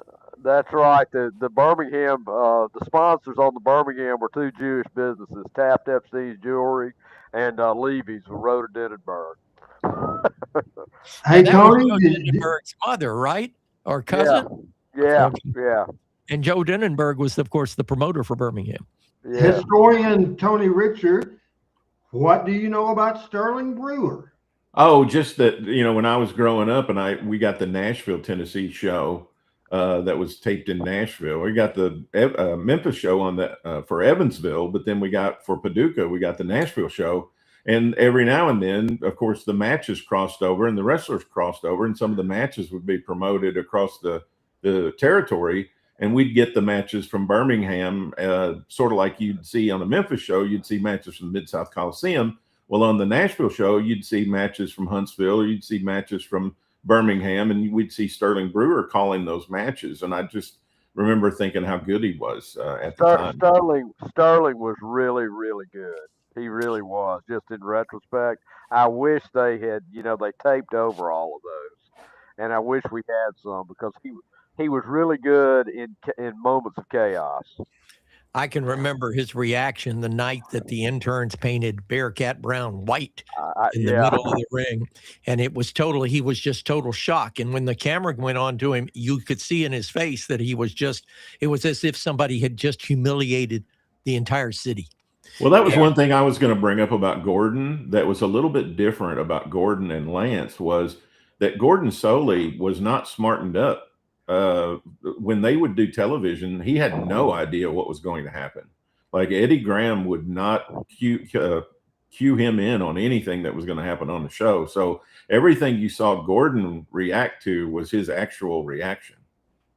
That's interesting. The next picture is 5741, and we talked about him earlier, Grady Reeves, and I wish we had an older picture, or maybe that's it. And, certainly, is there his style, Michael? I'll ask you, but the other two guys, Pat and Tony, can answer too. Who would you compare him with other wrestling hosts, Michael? He and Harry Thornton were twin sons of different mothers. I mean, he was totally a Harry Thornton personality, both in real life and on TV. He's in front of 1230 WBHP, the country station that Buster M. Pollard owned here in Huntsville, one of the three original stations in Huntsville. He was a news announcer. He was a sportscaster. He did play-by-play of high school sports. And his son, Robert, took his place on the Morning Folks show on Channel 19, which was #1 in the morning, beat the Today Show forever and ever in this market. And he was a great talent. My personal story about Grady Reeves, my mother sold him his first wedding ring when she was working for the Dual Shop on Washington Street in Huntsville. My mother was 4 foot, all of 4'3", and Grady Reeves was a big guy, and Grady came in and she sold him his first wedding. I'll never forget her telling the story, and then meeting Grady. And then when Grady found out who my mother was, the first thing he said to me was, "Your mother sold me my wedding ring." So, I mean, he was a character, but he was totally a Harry Thornton kind of character. Richard, real quick, breaking the conversation about Grady Reeves, but I said I wouldn't do this, but I'm going to do it, as we're not we're sticking to topic, but not certainly Grady here. Richard says, Tony, didn't Eddie Graham not allow any of the wrestlers to touch Gordon Solie? I think any promotion, it was a rare situation. Obviously, Gordon Solie was eventually attacked by Magnificent Morocco in Georgia, but most promoters didn't want you to lay hands on the announcer. So that was Ole's booking. But Eddie was, his whole description was, Gordon is our Johnny Carson. And of course, in the 1960s, Johnny was becoming the premier host of a talk show. That was the model that people looked at. And Eddie always said, he's our Johnny Carson. You wouldn't go out on the Tonight Show and the guest doesn't, attack Johnny or put Johnny down or put Johnny in a bad light. And we don't do that to Gordon either. And of course, Lance never got touched except for Troy Graham, but that was an accident. Yeah. That wasn't laid up. That was an accident. Dream Machine was running out to confront him on a video he played, and he was running full speed and couldn't stop and ran over Lance, and then he had to go with it. That was not laid out because Jarrett and Lawler both, and Lance too. Lance's wife was ready to grab a gun and head to the TV station for sure. We got about 25 minutes left in this show. We're going to switch gears right now. Michael had a comment. Just real quick about Lance Russell and not being touched. The video where I got attacked in the studio when Lance and I are doing the show by Tommy Dreamer, and Dreamer came in and blew up the whole studio, and Lawler told him he couldn't touch Lance, but Michael would be okay. But the funny part about that is after it was over with, Tommy came over to me and said, "You okay? Everything?" I said, "Yeah, it's fine. I appreciate it. Everything was fine." He said, "Lance," he said, "Jerry Lawler said I couldn't touch Lance." He said, "I'm sorry." I said, "Listen, that's fine." And he looked at me and he said, "I wouldn't have touched Lance anyway." Perfect. That is great. We're going to switch gears. We've concentrated on the Jarrett and also the Gulas Welch announcement. And this just has been, I've liked this subject. And again, we're back to our roots, and this has been fun. I appreciate Pat and Michael and our special guest, Tony. Tony, we're going to take advantage of you and have you come back. We're going to switch gears a little bit to see what, again, we have less than 25 minutes left in this show today, trying to hit our marks today. 5744 is the next graphic that we're going to show. And this from the Worldwide Wrestling Federation. In his first on-camera role, Vince McMahon. Pat, the early days of Vince McMahon. First time you ever saw Vince McMahon as an announcer. I know you probably, after watching Tennessee wrestling and Georgia wrestling, then you saw New York wrestling, and you probably thought, what in the hell?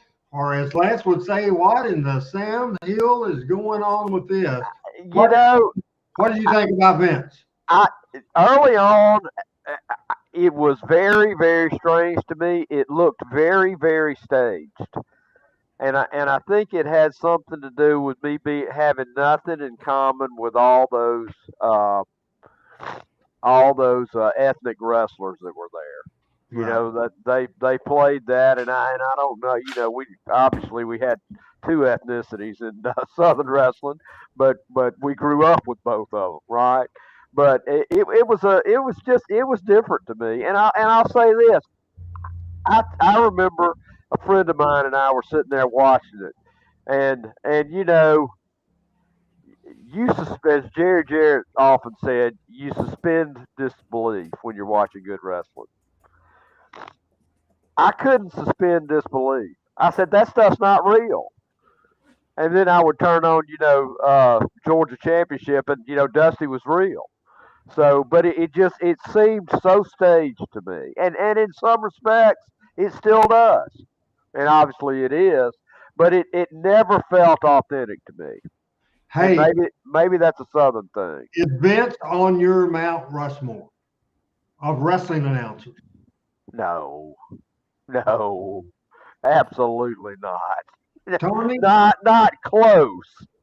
I got you. He's not on mine either. Tony, your quick comments as now for 22 minutes left in the show on a great Talking Memphis Wrestling. Vince McMahon, quick thoughts as an announcer, and is he on your wrestling announcer Mount Rushmore? I got total respect for Vince for a lot of different things, but announcing is not one of them. I just, I think he replaced Ray Morgan, and Ray Morgan was phenomenal. I mean, he was really, really good. And Vince was just kind of, Ray Morgan, I think, was holding up Vince Sr. for a little bit more money. And I think he told him he wasn't going to pay him anymore. And he just kind of stuck Vinny Jr. in there to do the television, and it stuck. And of course, Vince was also promoting the state of Maine at the time. And I mean, it worked for them, but it didn't work for me. Good. And he is not on your Mount Rushmore. Oh, no, not at all. I'm not sure he comes in the top 25. Okay, gotcha. Michael St. John, your comments on Vince McMahon, not as a promoter, as an announcer, and is he on your Mount Rushmore? Stiff, arrogant, knew it all. That was when I would watch him. That's what I felt. Stiff, arrogant, knew it all. You talked about Ray Morgan, multiple sport announcer, again, doing wrestling. He was the guy. In fact, I want to say he was the voice of the Maryland Terrapins at one time. Yeah, that's right. And I mean, great announcer, great wrestling announcer. So a good point on that, Tony. 57-45, if you take the wrestling world as a whole, this guy, with the work he did in Mid-South Wrestling for Bill Watts, that was fantastic. Tony did a series on the Pro Wrestling Time Tunnel in 1985. Jim Ross was so good. WCW, pretty good. Attitude Era, he became a star. So in my national wrestling list of what we're talking about, great announcers, without a doubt, Jim Ross at his best is hard to beat. I mean, it really is. He got over. He was unique. Vince didn't like him because he was from Oklahoma, but Jim Ross had a hell of a living. Pat, the question I'm asking, is Jim Ross in your Mount Rushmore as a whole in professional wrestling? No, it's tough. I like him a lot. I think he's had a fantastic career, but not really. No. Very and I don't say that without a lot of respect. Tony, Jim Ross. Probably not on my Rushmore. He'd probably be in my top 10. I think he is the only guy I can think of that was a referee and then an announcer, which I thought always he was also a sports referee, a football, basketball referee too, before he got into wrestling, which I always thought gave him a really unique perspective on calling matches. And he had one of the best storytellers that's ever been in our business, and Bill Watts as a mentor, which I think really, really helped him tell a story on television. I like Jim a lot. I think he's really, really good, but he probably isn't in my top 4. And I can tell you, as far as announced teams with a Hill announcer, and we're not talking color guys very much in this show today, but I think with Ross, I have to say this. Certainly Lawler and Ross as a team is on the Mount Rushmore, my Mount Rushmore as the team. Michael, your thoughts on Jim Ross? You sort of stole my thunder, just bubbling under my Mount Rushmore, but Jim Ross was better when he had a color commentator that was pushing him to be good. And on his own, he was good, but he was really good when he had somebody like Jerry Lawler or whoever was sitting, even when he and Cornette were together. He was better when he had a great pusher coming out from the heel side. Jesse Ventura. I mean, whoever he was with made him better. He's and I love Jim Ross. I will not say anything bad about Jim Ross ever. He did more for our business on the announcer side, probably more so than anybody else other than Gordon Soley on a national level. But he was better when he had somebody beside him that was even better at what they did. Well, there you go again. There for a little while on TBS on Crockett, they had Ross and Shivani together. That's right. Which I didn't think worked well because you had two lead guys. And then they had David Crockett on there too. And that was really a crowded field with those three guys. Yeah, I never got the David Crockett thing. I thought he was the drizzling shits.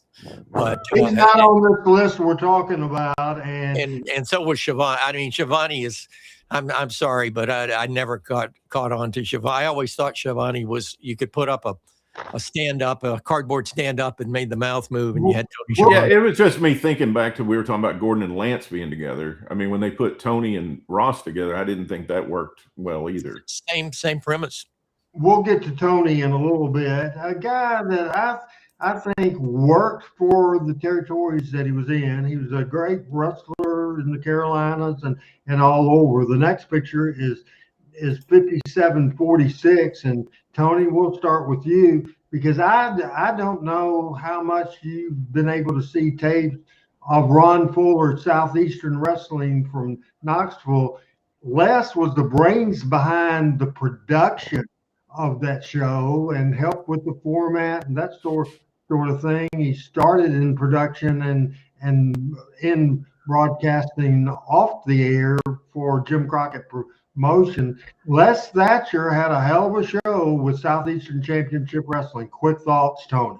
Oh yeah, I mean, and Les has become a really good friend of mine as well, and he's given me so much knowledge that I've looked for and research, and he was there for so much of it in the 60s and the 70s. And you're right, I mean, he was a television pioneer as far as he basically invented the personality profile segment, and it was just fantastic. I've got nothing but respect for Les. Pat? I've got Les along with somebody else on my unsung heroes. Les is almost on my. If you move Lance away, Les is probably on or close to my top four, my Mount Rushmore. I think he's outstanding. I always have. I think he's outstanding as well. Michael, Les Thatcher. Good wrestler. A lot of people forget he started out as a wrestler and worked with him as a wrestler when I first started. Great voice. I always thought that Les had a great voice, a natural voice for play-by-play and for wrestling commentary.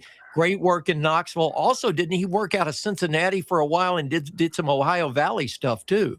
Yeah, I would let you broke in up there. Yeah, good guy, good wrestling commentator without a doubt. And a great trainer as well.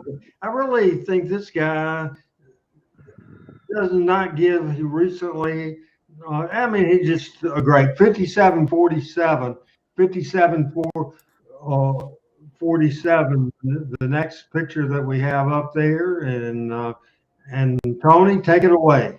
Well, Bob Cottle, I mean, goodness gracious. We were talking earlier about how many different studio shows different promotions had, and Bob was always the lead guy in Crockett, WRAL in Raleigh, North Carolina. They did have 3 or 4 studio shows back in the 60s, but they eventually consolidated those. And Bob, just a fantastic legend, an aide to Senator Jesse Helms in the North Carolina state government for years. And, you know, there in 1989, WCW had Lance, they had Gordon, they had Bob Cottle and Jim and Tony Schiavone.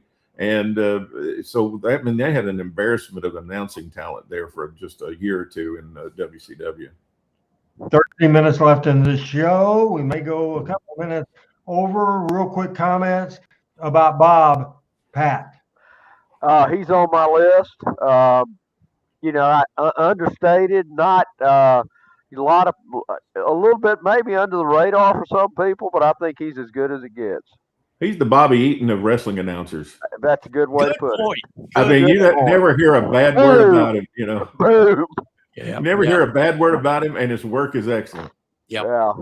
And totally over in his territory. I don't think he had the national prominence that a Jim Ross or even a Tony Schiavone or some of the others later, the Gordon Solis later on had. but I think in his territory and in his element, excellent. For sure. Very interesting with all these guys. Now, I got this idea. I stole this idea of the Mount Rushmore of announcers because I've listened to Busted Open Radio with who does Busted Open Radio? Bully Ray, and what's the host guy's name? Dave LaGreca. Dave LaGreca. Yeah. They did one, and here is who both of them, Bully and their lead guy on pro wrestling, the deal that we're looking, the Mount Rushmore is this guy right now, and I strongly disagree. Even though he's lasted a long time, and Kevin Dunn and Vince McMahon loved him.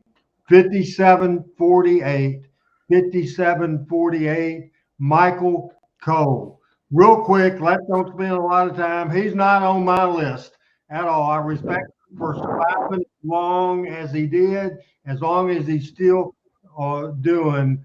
But Pat Trammell, Michael Cole. Nah. Tony? I don't know. I'm biased so much because the business is so different than it was in the past. And I never thought, when I was a fan watching wrestling, I never thought of the announcer working for the promoter. I sort of felt like the announcer was part of the station I was watching. And exactly Michael is undoubtedly a WWF employee. I mean, when I listen to him, it's so much hype about all of that it turns me off. So not on your Mount Rushmore. Oh no. Michael, but there again, and this is, I kind of came to this conclusion when I started thinking about these announcers. Unless you're 60 years old or older, you got very few people to even compare to. And so, Michael's been doing this for 25 years on WWF. So, I mean, these guys he's probably the guy they grew up with, and he's not on my Mount Rushmore. Michael, he does the basics, but I don't get past the basics. I look at him and I hear him, and I'm like you, Tony, I hear a PR machine. I hear somebody just doing the company line. And not that he's a bad announcer, but I'm like you. To me, the announcer is supposed to be impartial and is supposed to be the guy that connects what they see in the ring to the fans that buy the ticket. And I'm not sure he does that. Next deal we're going to take a look at real briefly because we talked about him and has a tremendous broadcasting history that we talked about. 57-50, Bill Mercer. I don't know if he's on my Mount Rushmore because I didn't make my own list. I asked you guys to do it, but I didn't make my own list, to tell you the truth. To Bill Mercer, I did when I watched World Class. I did like him very well. 57-51, we talked about Tony Schiavone. I don't like his work in AEW. Certainly, Tony was better than David Crockett for sure. I'll give him that. The next one, I'm going to throw the show over because this is somebody that's not on my list. I think he's on Michael's, and it's somebody that I just flat out didn't see. Very little. Michael, let's turn it over to you for 57-49. 57-49. Michael St. John. That's Larry Matzik, and I had an opportunity to meet Larry when I worked in St. Louis the first time at Hot 97, and then again at Q104. Larry is a classy guy, very, very strong on the microphone. I always like the way Larry presented the matches. Of course, Sam Munchnick is right there with him, and he's got it in his ear and everything. A lot of people would say, "Well, you were just listening to Sam and through Larry's mouth." I don't buy that. I think if Larry would have been on the national stage, he would have been as big as a Jim Ross would be, if not bigger. Very, very interesting. Tony, what did you think about Larry? Did you watch much? A little. You worked so much in St. Louis. right? That's right. And I was very connected with a lot of broadcasting people in St. Louis back in those same years that Michael was there, and met Larry a few times and talked with him. And anybody who's ever read any of Larry's written work, any of his books, knows that he knew wrestling and he knew wrestlers and was such a knowledgeable. And he was sort of like so if Pat O'Connor was the booker for Sam, Larry was almost like Pat's assistant booker, and was really, really good at that. And I thought Larry put the product and the boys over really, really well. In a weird sort of way, Tony, Larry kind of reminded me a bit of like Sterling, because he he had that little play-by-play thing about him, but then could change gears and promote what he had to promote. He did. He had a lot more treble in his voice than, Sterling had a good deep bass voice, and Larry's voice was a little high, but his technical was really good. Pat, how about Larry? Did you see much of him? I did not. Didn't see any of it. We are going to sum it up, and let me grab the Lance Russell microphone from the Mid-South Coliseum in Memphis, Tennessee. And I don't think this will surprise anybody. You guys, we're going to end it this way, and we're going to go around the horn here, and I will start this thing with the Mount Rushmore of announcing. And I'm Memphis wrestling born, Memphis wrestling bred. And when Randy Hales by God dies, I'll be Memphis wrestling dead. My Mount Rushmore of announcing are all Memphis announcers. Imagine that. It is the only order, the number one, I'll fight anybody for it. I don't care if it's in China. Lance Russell, the greatest I've ever seen.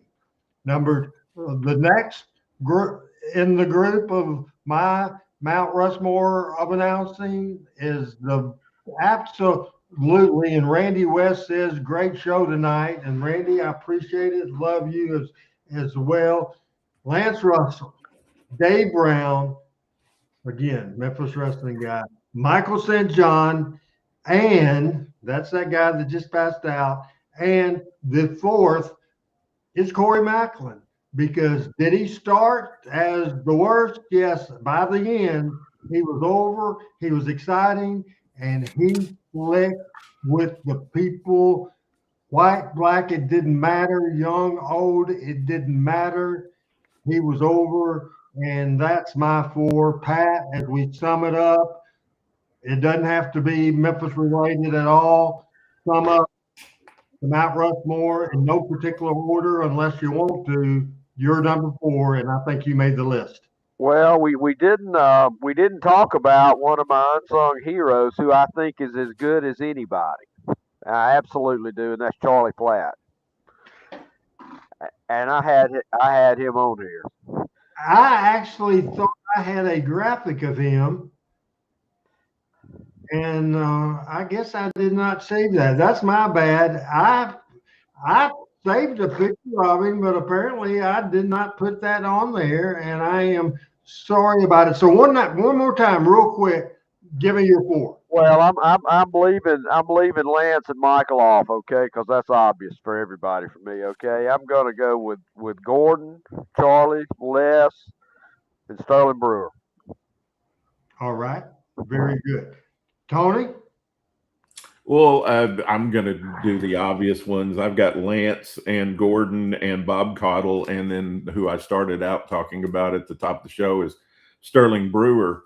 And I would put a special mention in for a guy from Texas who was the Amarillo announcer for a long time. He was a Southwest announcer for a long time, Steve Stack, who I thought was phenomenal. He was good. He was good as well. Michael? Didn't see a lot of Steve Stack. There are a couple of people we didn't mention. Moralo, the Moralo guy that's still active and does some wrestling now. Tony, you probably, I forget his first name. He's pretty good. The guy that, and I can't think, I can see him, I can't think of his name, did some Ring of Honor stuff a few years ago, is good. Mike Tenay. Had he been on a different promotion at a different time and a bigger stage, I think a lot of people would have put Mike Tenay up on that list. My top five, and I'm going from a broadcaster standpoint, are Lance, Gordon, 1221, however you want to put it. Larry Matzik and Bill Mercer. Very good, and I think that is fair. Now, I want to jump around, and certainly, as somebody said, they were awesome, so happy to hear Corey Macklin make your list, and he absolutely did for sure. Adam brought up a question, and just a quick answer, guys, is Adam Dunn, our producer, says, best wrestling TV station. He has a choice of two. WTBS or TV5. TBS or TV5, and I'm assuming he means as a wrestling show, and we know what I would say, TV5. Pat, answer that question. I gotta go with TV5, I think. Tony? Well, I mean, that's what I grew up with. I mean, I didn't see TBS until like 1981. So, I mean, now years almost of the Memphis show and then the other shows that were coming in from Goulas Welch. So, I mean, the Tennessee wrestling shows are always going to be my baseline.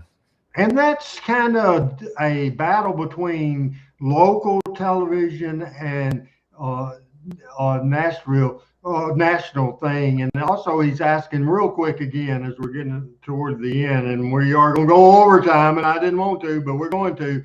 Which TV station was most invested into the wrestling product? I say TV5 up until Turner bought WCW, and then it was they worked against them more than they worked with them. So how would you answer that question? I think Turner was very invested in it because when Ann Gunkel left in 72 and started her own promotion, he gave her another hour on television. Instead of picking sides, he put both wrestling shows on. And then by the time most of us saw TBS, it had more wrestling on it. It had an hour on Saturday morning and 2 hours on Saturday night and then an hour on Sunday night. So it had more wrestling, but I still enjoyed the product better from Tennessee. Michael? I think the question that was asked about what show was better, I think the 5 show was produced much better. I thought it was much more of a live, instantaneous kind of, you didn't feel like, it wasn't clunky. And I always felt the show was very comfortable. It was comfortable for announcers to do, for sure. And the floor, and a lot of that is the floor director. And I know the director in the booth is good, and you guys know his name, and I forget his name all the time. But the floor director that we had at 5 was unbelievable. And you didn't feel like things happened. Bob Crone. Bob Crone, and everything that happened at 5, you sort of felt like, oh my God, look what just happened. And you didn't always get that feeling at TBS, on the TBS show. The TBS show was more of, this is the segment, this is the segment, this is the segment. Where 5, hell, a damn right could break out at the beginning of the show or the end of the show. So I thought 5 was much more well-produced. As far as TV stations that were more invested in it, I would have to give the nod to TBS for the reasons Tony said. And also, too, I have this question come up all the time, too, and the way I answer it is Tennessee wrestling, when it's booked the way Tennessee wrestling is supposed to be booked and has been booked, it's always successful. I mean, it doesn't matter if it's in Atlanta. It doesn't matter if it's in Mid-South Wrestling. It doesn't matter where it is. If it's Tennessee wrestling booking, it always gets over. So I think that's another reason that the TV5 show would always be the favorite, because it was produced in a way that Tennessee wrestling was produced. Before we do our last take, I want to do a cheap plug. Folks, I appreciate the audience. Michael, they stayed with us and they went with the subject, and that is great. And it's Tony's fault. It's Tony's fault. Yeah, well, I'm just a guest. You can blame me. Hey, I want to plug my Thursday night show. The Thursday night show will be the Randy Hales show at 7 o'clock, and it will be 7 o'clock Central. I will post on my social and on this show. Ask Randy anything, any subject you want to talk about, any promotion. Of course, I know more about Memphis than any others, but I'm pretty intelligent and well read on professional wrestling. You can send in questions or type them in during the show, or I will have links. You can come on the show, and if any of you guys want to join us Thursday, just let me know off the air, on the air, or anywhere you want to, and I'll send you links to or join the show. But that's Thursday night at 7 Central. Man, I think this is a fantastic show, and as our special guest today, I will say you gotta check out Tony Richards Pro Wrestling Time Tunnel. And the way I do it is just search it on YouTube, and you'll be as mad as Tony as I was, because I couldn't stop. It cost me money, Tony. It cost me money because when I should have been out working and driving and making money, I was watching your stuff. I had it on in my car when I was waiting for a ride, and got so enthralled into your shows, I would shut off my app where I couldn't get another ride. You cost me money. But check out Tony Richards Pro Wrestling Time Tunnel. What would you suggest to our audience? So literally, there's Bo, all Tennessee wrestling. I'll get to it on my clothes, Bo. I've already mentioned it earlier. I'll plug your ass. Chill out a little bit, by fucking God. I love it. Ridiculous. That's ridiculous. Hey, listen, I got to throw something Tony's way. It's a great. You need to subscribe to it, because I get it. It's like I get I used to get a couple of newspapers in the morning before I get to the morning show, when I did the morning show. Hey, me. Whatever. But I got to tell you, I've subscribed to Tony, and I'm reading his daily newsletter the way I read the New York Post every day. It's once you get hooked on it, all you got to do is read it twice, and that's it. You got to read it every day. So wow. Tony, great job on that. Great writer, by the way. He does a great job on these shows, but he's a great writer as well. And let me tell you, I haven't been duped lately. Now, I get duped in life quite a bit, but I haven't been duped lately. But I think Tony pulled one over on me. He told me he wanted me to come on the show and talk about Phil Hickerson's legacy, and I did. And then he turned it into a Michael St. John deep dive. And I appreciate that, Tony. There are a lot of kin folks on my dad's side of the family in Ohio, in the Cincinnati, Dayton area, that I've been hearing from over the past week that I don't ever hear from, because I sent a link to them. I emailed them a link, and they've been watching it, and I've got reconnected with a lot of my cousins who I absolutely love. And thank you for that, but thank you for the opportunity, and thank you for coming on, man. You do a great job. Thank you. Tony, answer my question. If one of our audience jumps in at the Pro Wrestling Tony Richards Time Tunnel, what would you suggest the first place? I would say the Michael St. John interview and the series on 1985. Where would you suggest they start? Yeah, they could do that for sure. But, if they like this show, of course, Talking Memphis Wrestling, they might want to go to Tennessee 1975 or Tennessee 1976 shows that we have, because we go in depth for those years, which a lot of video isn't available. So we hear a lot from people that they like those because they can find out about the history, because there's no video to watch. I did not see that, and that's my next thing. Pat, you're the one that gets the credit. You discovered Tony. Your thoughts on this show today? Well, I think it's been great. I mean, it's great to talk about, as much as we talk about wrestling and all that, the people that bring it to us are the people behind the mic. And Michael, thank you for your work on that. And it's, I heard it all on the radio. Well, you heard it all from Lance and Michael and Gordon and Charlie Platt and everything. And it's the soundtrack of our lives. And you really can't overemphasize that, I don't think. I want to get the plug, and then Michael, I'm going to have you get us off here in your last take. The very last graphic of Southern States Wrestling, the Power Half Hour. And this will be his first TV taping. I saw pictures of the ring he had ordered from Mike Sample. I saw the first championship belt for Southern States Wrestling. Bo is working hard as he can work. Southern States Wrestling presents Hoops and Headlocks. And I am telling you, this is old school, people, but at the Lauderdale County High School, the boys basketball team will get the money. Will get the money at 460 Church Street. That's their fundraiser. The bell time 7:30, June the 12th, Friday night, and there's another graphic of that as well, Michael, and it's one of the last graphics I did. This is more of the talent, and this is what Bo is doing. Wrestling, you grew up, we all grew up going to, where you could go to Jonesboro, Arkansas, just like you can go to Rogersville, Alabama, or Blytheville, Arkansas, or Rogersville, Alabama, or Paducah, Kentucky, or Rogersville, Alabama.